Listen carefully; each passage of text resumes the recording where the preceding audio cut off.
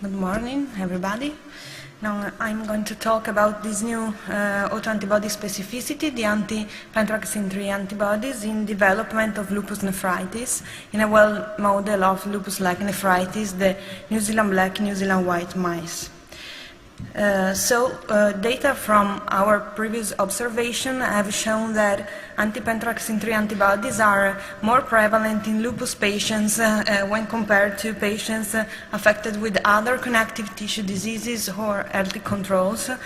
And particularly, they are more prevalent in patients who do not develop lupus nephritis, which is opposite to what happens for the anti-C1q that is related to the presence of lupus nephritis, which is in keeping with the well-known pathogenic role of anti-C1q antibodies.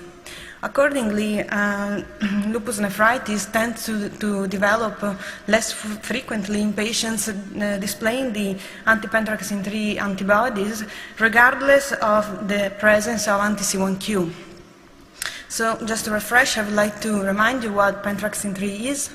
It is an acute phase reactant belonging to the long pentraxin family, which is incited by danger or damage stimuli and is released by a great variety of cells locally at site of inflammation, where it can finely tune inflammation through a great deal of mechanisms, like the innate resistance to pathogens, the recognition of apoptotic debris, the regulation of dendritic cells, and especially the modulation of the complement cascade, both the classical and the iterative complement cascade, especially through interaction with the C1q.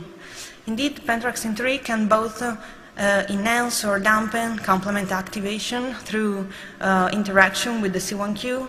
So when bind to apoptotic bodies, the pentraxin-3 exerts a pro-inflammatory effect whereby it can fix the complement, the C1q, and thereby activating the classical complement cascade. Conversely, when pentraxin-3 is in fluid phase, it is soluble. It can retain the C1q, thus preventing C1q from binding to apoptotic bodies, immune complexes, and so decreasing complement activation. So anti-C1q antibodies are thought to be pathogenic in lupus nephritis, but conversely, are anti-pentraxin-3 protective in lupus nephritis?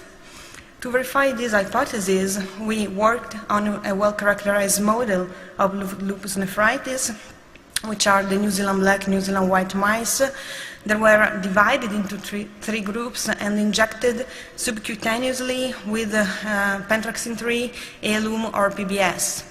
Those mice were followed until natural death, and we followed after proteinuria levels and time of appearance, titers and time of occurrence of nephritogen antibodies and anti-pentraxin-3 antibodies, proteinuria-free survival and overall survival, and we performed some histological analysis on kidney harvested from the died animals.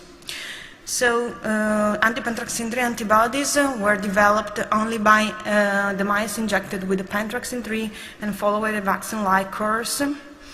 And interestingly, pathogenic anti-C1q and anti-dsDNA antibodies appeared later and at lower titers in the pentraxin-3 injected mice compared with the other groups, so the red line, as you can see here.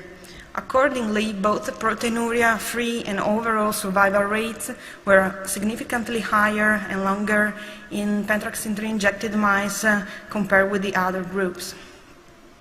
Also, the histology, even though these mice were followed until natural death, so the purpose was not to see any histological difference at precise time point, but in any case, at the end of their life, you can see as the mice injected with the pentraxin-3 showed some milder lesion, milder proliferation in glomeruli in comparison with the control groups. And this is also true for immunohistochemistry, which showed a greater pentraxin-3 deposition in mice who were not injected with the pentraxin. So the mice who did not develop antibodies against it had a greater deposition of this pro-inflammatory molecule, both in glomeruli and tubuli.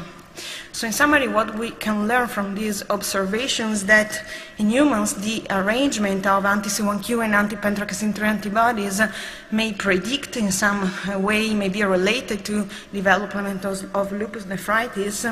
whereas in mice, the immunization with the pentraxin 3 induces the production of anti-pentraxin 3 antibodies, which are in some way protective against lupus-like glomerulonephritis.